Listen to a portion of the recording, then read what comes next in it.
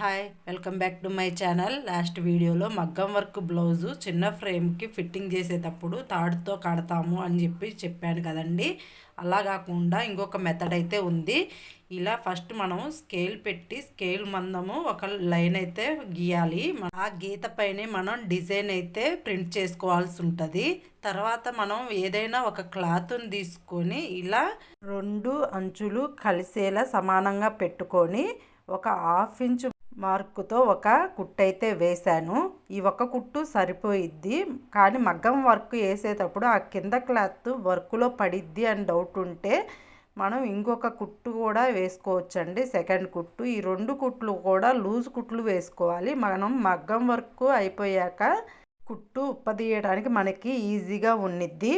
అలాగే మనం ముందే మార్కర్తో లైన్ గీయటం వల్ల డిజైన్ కూడా స్ట్రైట్గా వచ్చిద్దండి.